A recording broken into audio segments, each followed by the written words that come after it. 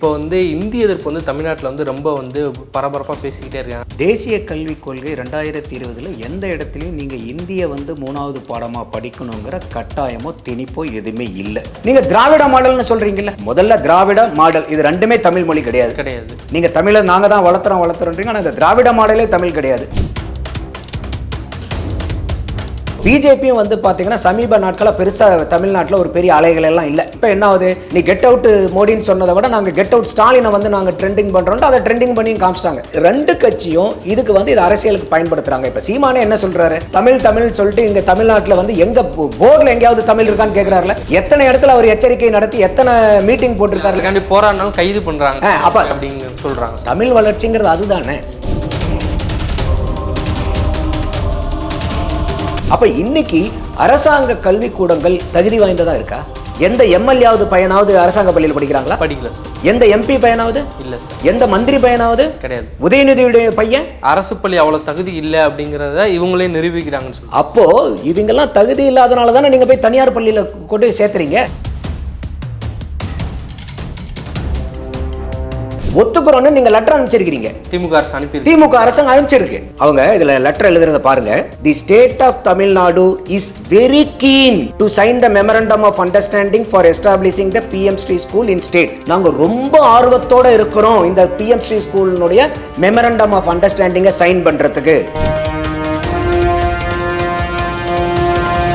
அதிமுகவை பொறுத்த வரைக்கும் இது 2026 தேர்தல் வாழ்வா சாவாதான். விக்கிரவாண்டி இடைத்தேர்தலில் நிக்கல புறக்கணிச்சாங்க, ஈரோடு இடைத்தேர்தலில் நிக்கல புறக்கணிச்சாங்க. அப்ப சீமான் ஒருத்தர் தான் இன்னைக்கு எந்த தேர்தலில் எங்க நின்னாலும் போய் நிக்கிறார். அவர் களத்தில் நின்று போராடுறாரு. இல்ல ஆனா அவங்க ஆளுங்கட்சி அடக்குமுறையில் அங்க இருக்குன்னு சொல்லி இவங்க குற்றம் சாட்டுறாங்க சார். 32 வருஷம் நீங்க தமிழ்நாட்டு ஆண்ட கட்சி. அப்ப உங்க ஆட்சியில எல்லாம் பை எலெக்ஷனே வரலையா? அப்ப உங்க ஆட்சியில பை எலெக்ஷன்ல நீங்க ஜெயிக்கவே இல்லையா? இல்ல இப்படிதான் ஜெயிச்சிங்களா? இப்படிதான் ஜெயிச்சிங்களா? இல்ல இதெல்லாம் என்ன பேச்சு? இது உங்களுக்கு ஒரு சப்பக்கட்டு கட்டுற மாதிரி தான் இருக்கே ஒளி இது ஏற்புடைய வாதமா தெரியல.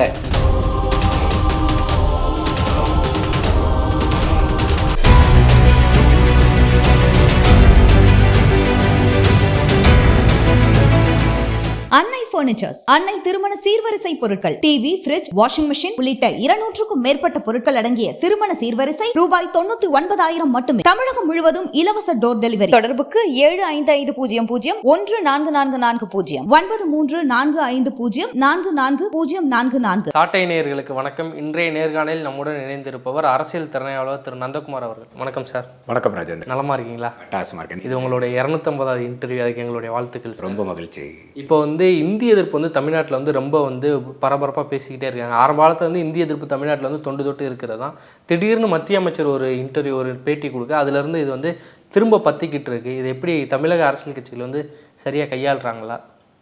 இது ஒரு சரியான புரிதல் இல்லாதனால இது ஒரு வாதமாக இருக்குன்னு நான் பார்க்குறேன். தேசிய கல்விக் கொள்கை 2020 எந்த இடத்துலையும் நீங்கள் இந்திய 3வது பாடமாக படிக்கணுங்கிற கட்டாயமோ திணிப்போ எதுவுமே இல்லை. அந்த கொள்கை என்ன சொல்லுதுன்னா, 3வதாக ஒரு மொழி இந்திய மொழி எதை வேணால் நீங்கள் கற்றுக் கொடுங்க அப்படின்னு தான் சொல்லுது. ஆனால் இன்றைக்கி இருக்கக்கூடிய ஆளும் கட்சி இன்றைக்கி நம்ம தமிழ்நாட்டில் பல வகையான ஆன்டி இன்கம்பன்சி ப்ராப்ளம், மக்கள் நல ப்ராப்ளம்லாம் இருக்கும்போது இதை அவங்களுக்கு ஒரு சாதகமான ஒரு சூழ்நிலையாக பயன்படுத்தி இந்திய திணிக்கிறாங்கன்னு சொல்லி இன்றைக்கி இது ஒரு இந்தி திணிப்பு போராட்டமாக மீண்டும் ஒரு மொழிப்போர் வர்ற மாதிரி ஒரு கொண்டு வந்தபோது இந்த கடந்த 10 நாட்களாக பார்த்திங்கன்னா தமிழ்நாட்டில் எந்த பிரச்சனையுமே கிடையாது. இப்போது இது மட்டும்தான், வெறும் ஹிந்தி திணிப்புங்கிறது மட்டும்தான். இப்போ தமிழ்நாட்டில் எந்த பிரச்சனையும் இல்லை, எல்லாம் மக்கள்லாம் ரொம்ப செல்வ செழிப்போடு ஆகா ஓஹோன்னு இருக்காங்க. அப்போ இந்த ஹிந்தி மட்டும்தான் இன்றைக்கி பிரச்சனைன்னு திருப்பி தெளிவாக மக்கள் புரிஞ்சுக்க வேண்டியது, தேசிய கல்விக் கொள்கையில் எந்த இடத்துலையும் நீங்கள் ஹிந்தி படிங்கங்கிற திணிப்பே இல்லை. நான் அதனால தான் என்னுடைய எல்லா விவாதங்களையும் நான் சொல்லிட்டு வருது. நீங்கள் அப்படி ஒரு பயமாக இருந்தால் தமிழ்நாட்டில் ஹிந்தியும் சமஸ்கிருதமும் கிடையாது 3வது மொழின்னு அதை நிர்ணயிக்க வேண்டியது தமிழக அரசாங்கத்தினுடைய பவரில் இருக்குது. அது எந்த மொழியை சொல்லிக் கொடுக்குங்கிறது அந்த உரிமை நம்மளை லாங்குவேஜ் எதுனாலும் படிச்சு ஏதோ ஒன்று இந்திய மொழி. நீங்கள் திராவிட மாடல்னு சொல்கிறீங்கல்ல, முதல்ல திராவிட மாடல் இது ரெண்டுமே தமிழ் மொழி கிடையாது. நீங்க தமிழை நாங்க தான் வளர்த்துறோன்றீங்க, ஆனால் இந்த திராவிட மாடலே தமிழ் கிடையாது.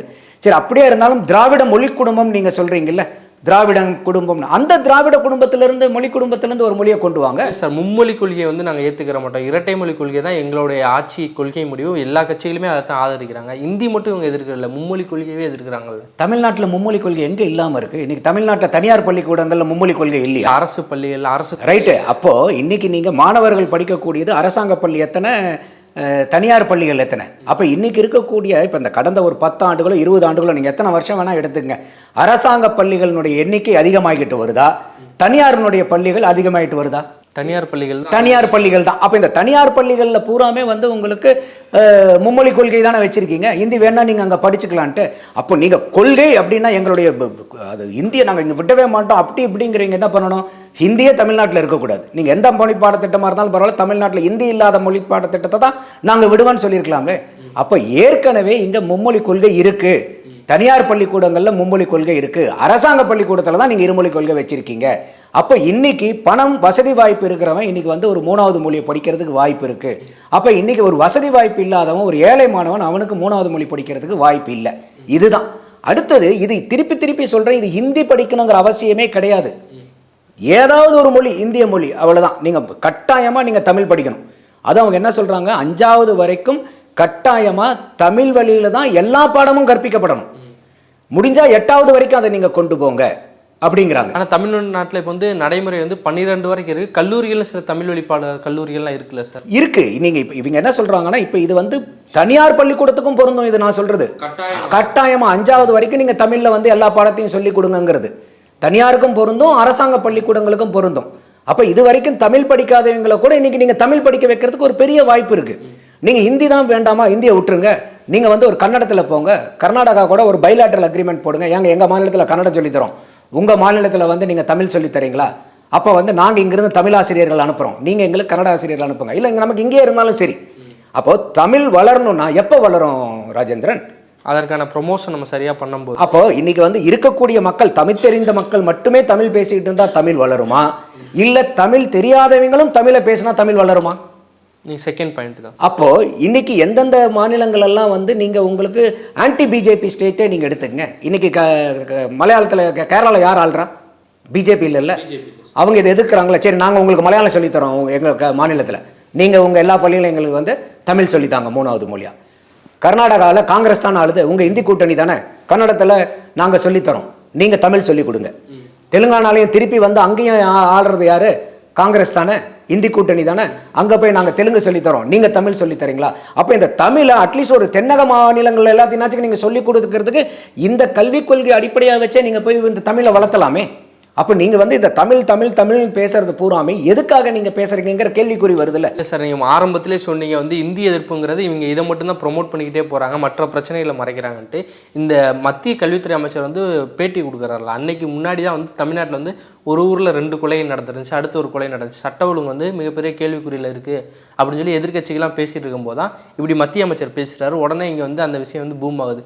இல்லை 2 கட்சிகளும் சேர்ந்தே இதை வந்து பிளான் பண்ணி செய்கிறாங்களா பிஜேபி? ஆமாம், இதில் எல்லாமே அரசியல் பண்ணுறாங்க. இப்போ பிஜேபியும் இதில் அரசியல் பண்ணாமல் இல்லை. ஏன்னா பிஜேபி இப்போ உதாரணத்துக்கு நீங்கள் நல்லா சொன்னீங்க பாருங்கள், இப்போ முன்னாடி வரைக்கும் எவ்வளோ பிரச்சனைகள் ஒவ்வொரு நாளும் எல்லாம் சமூக வலைதளங்கள் வந்துட்டு இருந்துச்சு.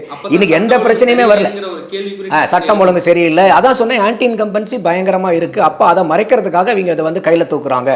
அப்போ பிஜேபியும் வந்து பார்த்தீங்கன்னா சமீப நாட்களாக பெருசாக தமிழ்நாட்டில் ஒரு பெரிய அலைகள் எல்லாம் இல்லை, எல்லாருமே வந்து அதே இதையும் மற்றதை பேசிகிட்டு இருந்தாங்க. இப்போ என்ன ஆகுது, திருப்பி வந்து நீ கெட் அவுட் மோடின்னு சொல்கிறேன், நான் கெட் அவுட் ஸ்டாலின் சொல்கிறேன், அண்ணா சாலைக்கு வருமா, அறிவாலயத்துக்கு வரணுமா, ஆச்சா போச்சான்னு சொல்லி இப்போ திருப்பி என்ன ஆகுது, அண்ணாமலை ட்ரெண்டிங்கில் வர்றார்.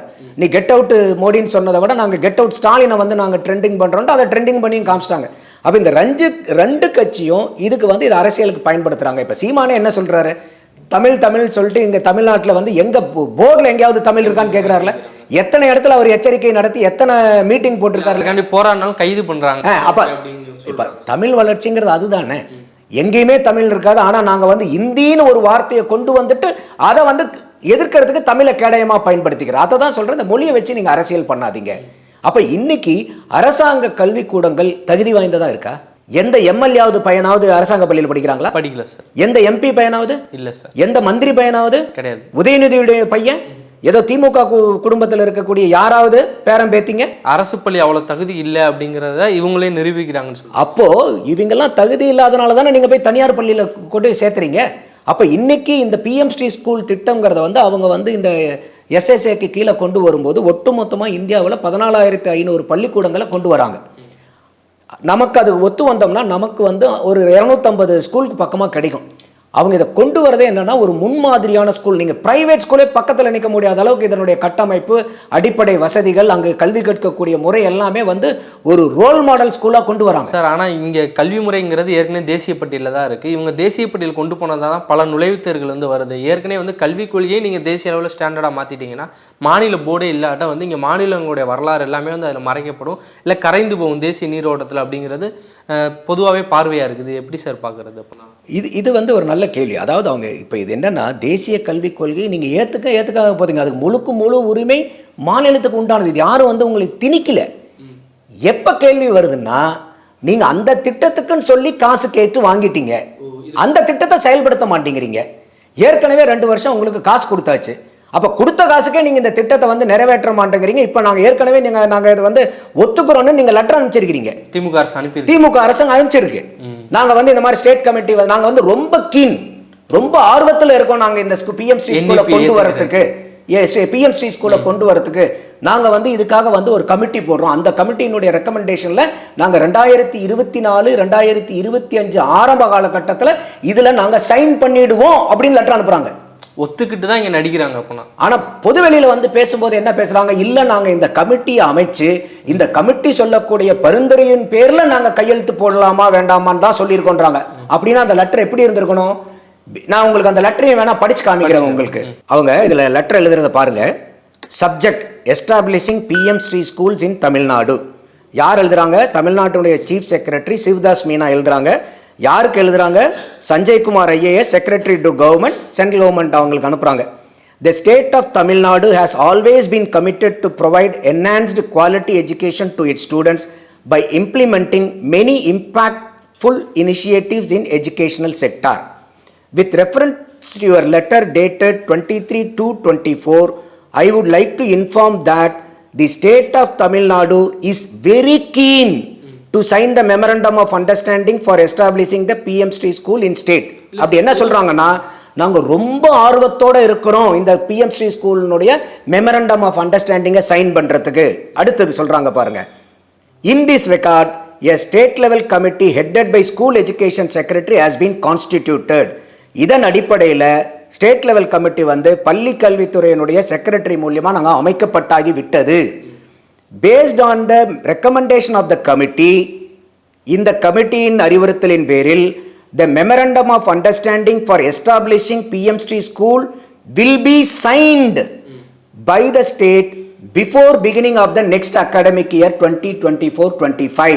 அடுத்த ஆண்டுல வந்து நாங்கள் நடைமுறைப்படுத்துறோம்னு சொல்றாங்க. ஆனால் அவங்க என்ன சொல்றாங்க, இல்லை இந்த கமிட்டியினுடைய ரெக்கமெண்டேஷனை பேஸ் பண்ணி தான்றாங்க. அப்படி அது நாங்கள் பேஸ் பண்ணி நாங்கள் பண்ணாம போனாலும் போவோம்னு அது அர்த்தம் இருக்குன்றாங்க. அதிலே பண்ணியிருக்கலாம்ல சார் லெட்டர். அவங்க என்ன சொல்றாங்க அதை சொல்லி நீங்க அதை தான் வரீங்க. Based on the recommendation of the committee என்ன எழுதியிருக்கணும்?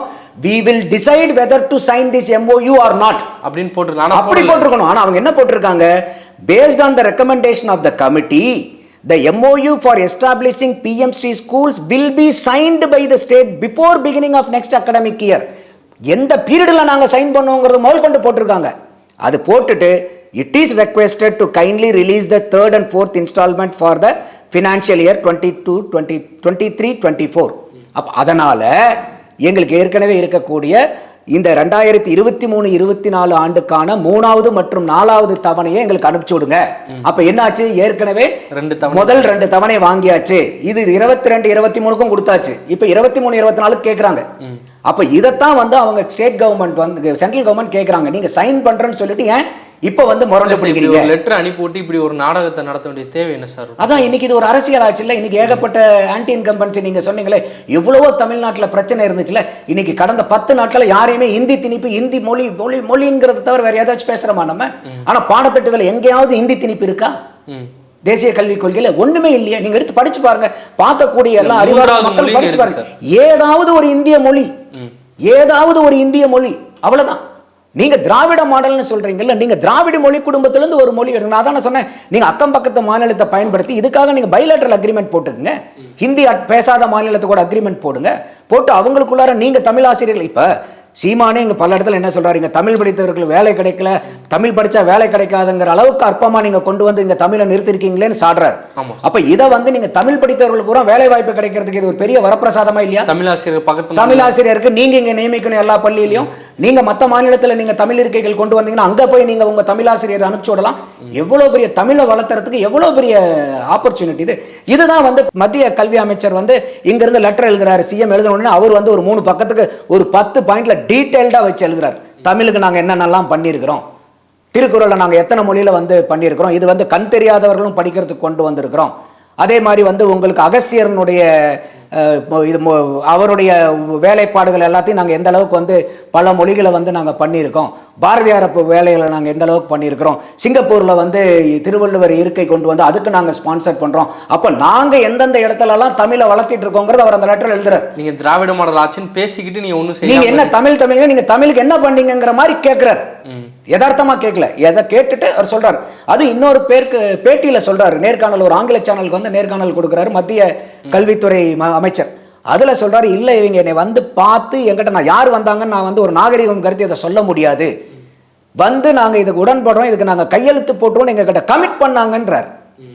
அப்போ இன்னைக்கு இருக்கக்கூடிய இந்த பிரச்சனைகளை பூரா சமாளிக்கிறதுக்காக ஹிந்தி ஹிந்தி ஹிந்தி திணிப்புன்னு ஒரு ராங் ப்ராபகண்டா. இப்போ ஒன்றும் இல்லை, சிஏஏ வந்துச்சா இல்லையா? இந்த சிஏஏ கொண்டு வரும்போது எவ்வளவு ராங் ப்ராபகண்டா பண்ணாங்க. முஸ்லிம்களை பூரா போய் கொட்டையில அடைச்சிருவாங்க, டிடென்ஷன் சென்டர்ல வச்சிருவாங்க. இல்ல அதை தான் கேட்க வரேன் நான். இப்ப கொட்டைகளை அடைச்சிருவாங்க, பூட்டி வச்சிருவாங்க, நாடு கடத்திடுவாங்க, வெளியூருக்கு அனுப்பிச்சிருவாங்கன்னு உங்களுக்கு தெரிந்த ஏதாவது ஒரு முஸ்லீமுக்கு அந்த மாதிரி நடந்திருக்கா? இல்ல சார். ஆனா பக்கத்து மாநிலங்கள்ல இருந்து வரும்போது முஸ்லீம்களுக்கு வந்து குடியுரிமை கொடுக்கல, ஆனா இந்துக்களுக்கு வரும்போது நாங்க ஏத்துக்கிறோம்னு சொல்றாங்க.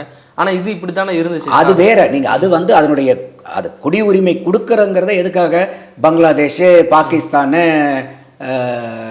1-2 நாடுகளில் இருந்து அங்கே வந்து மத சிறுபான்மையராக கருதப்பட்ட சில மதங்கள், அது வேறு இந்துக்கள் மட்டும் இல்லை, பல மதங்கள், அதில் இருந்து உங்களுக்கு சிறுபான்மையர் மேலே நடந்த ஒடுக்குமுறையினால இங்கே உள்ளார வந்தவங்களுக்கு குடியுரிமை கொடுக்கக்கூடிய சட்டம். அது குடியுரிமை புடுங்கக்கூடிய சட்டம். அதை ஈழத்தமிழர் கொடுக்க முடியாதுன்னு சொல்லியிருந்தாங்க. அதை இவங்க திமுக நாங்கள் வந்து ஆட்சியில் வாங்கி தரோம், நாங்களை வாங்கி கொடுத்தாங்களா? இது வரைக்கும் வாங்கி கொடுக்கல.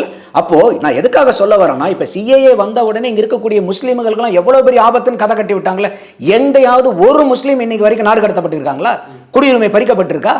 அப்ப எவ்வளவு தூரம் ராங் ப்ராபகண்டா நடக்குதுங்கிற இவங்களோட இதெல்லாம் மறைக்கிறதுக்கு இப்படி ஒரு சாரத்தை. ஆமா, இப்போ அதனால தான் நான் வந்து ஒரு பாஸ்ட்ல இருந்து ஒரு எக்ஸாம்பிளை கொடுக்குறேன். அப்ப இப்போ இவங்களுக்கு என்னன்னா, ஹிந்தி வந்துடும், ஹிந்தி வந்துட்டா சமஸ்கிருதம் வந்துடும், அதை பண்ணிடுவாங்க, இதை பண்ணிடுவாங்க, தமிழ் அழிஞ்சிரும்.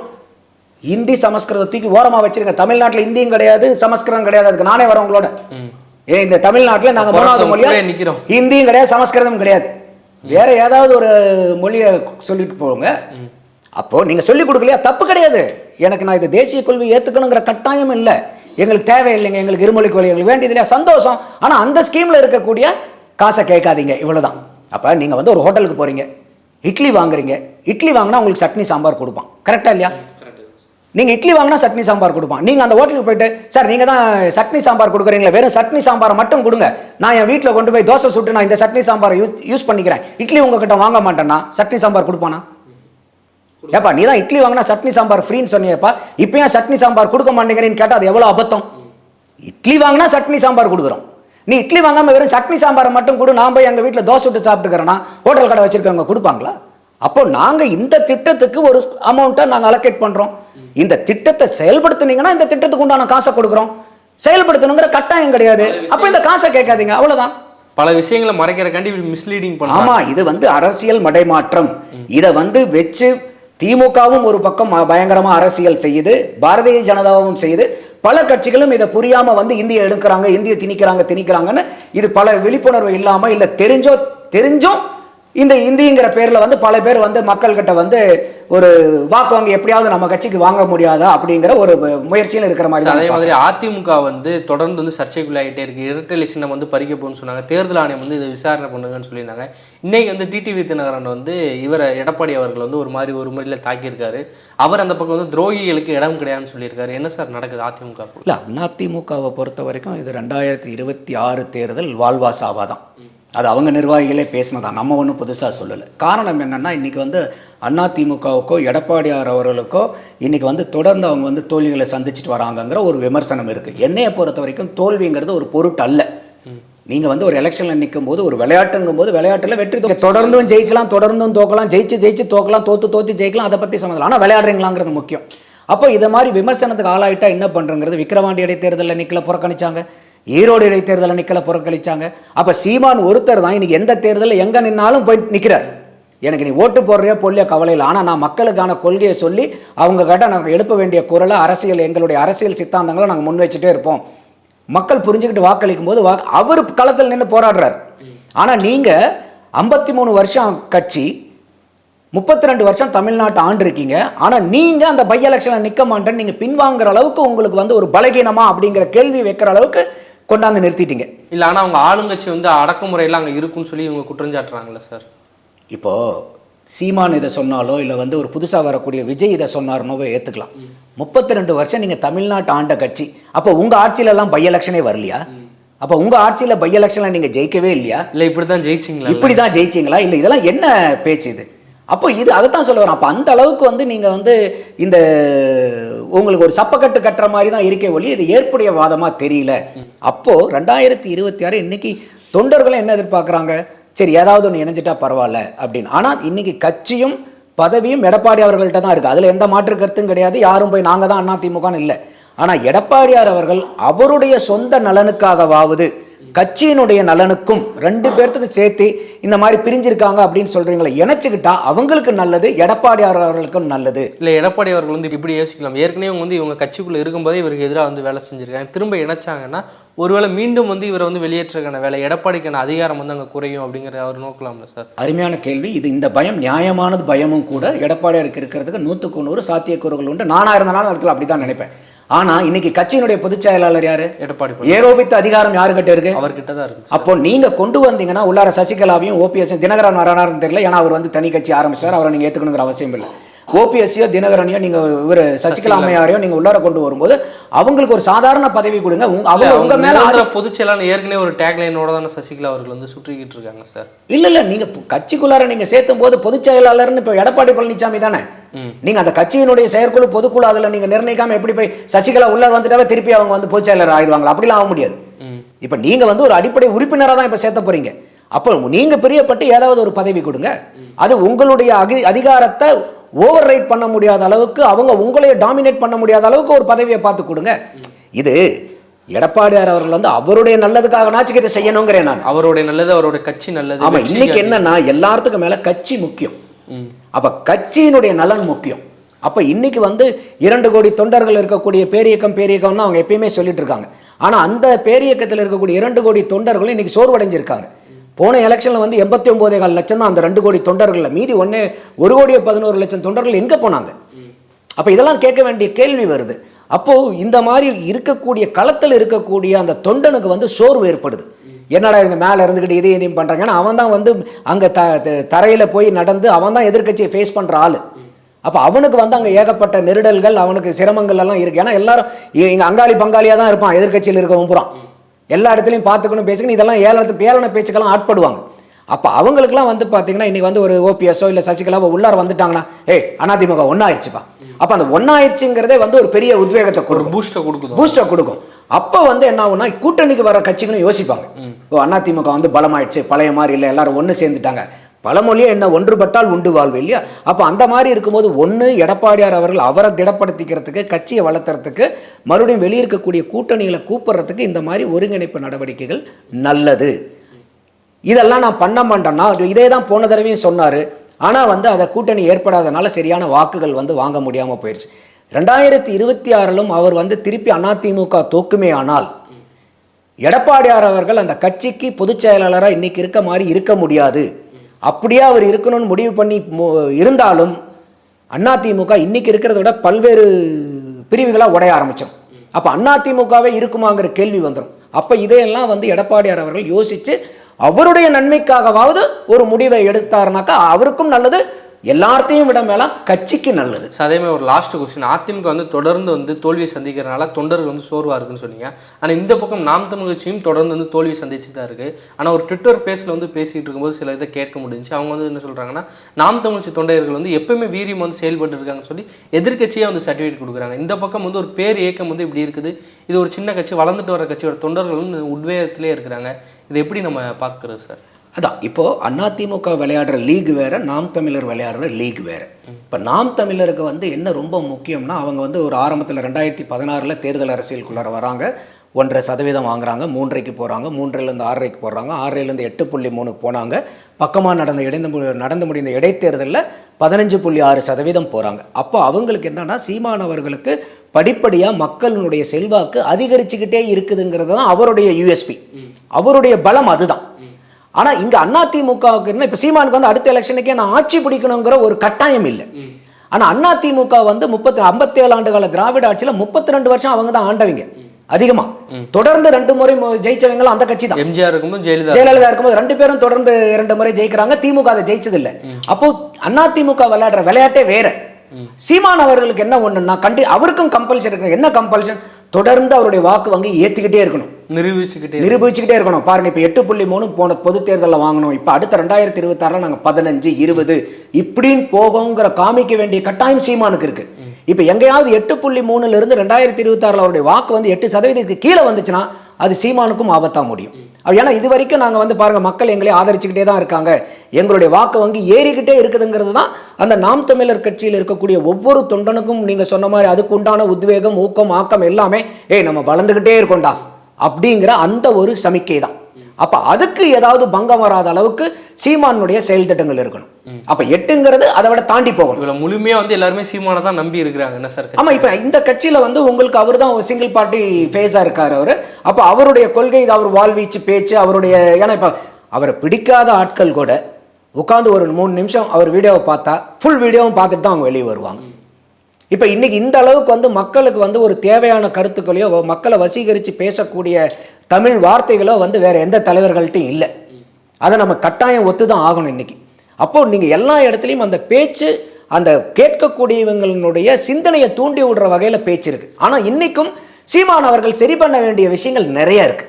நான் அதுக்காக வந்து சீமானுக்கு வந்து சப்பக்கட்டு கட்டுறேன்னு யாரும் நினைக்க வேண்டாம். சீமான் அவர்களும் இன்னைக்கு அவர் கட்சியை இன்னும் திடப்படுத்தி இன்னும் அதிகமான வேகமான வளர்ச்சியை கொண்டு போகிறதுக்கு அவர் சில பல நடவடிக்கைகள் எடுக்க வேண்டியது அவருடைய கட்டாயமாகவும் நான் பார்க்குறேன்.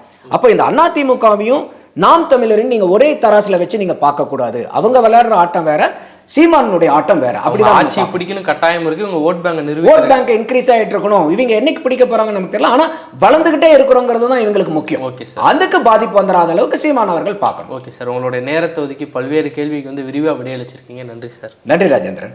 சாட்டை எடுத்து நாட்டை திருத்து.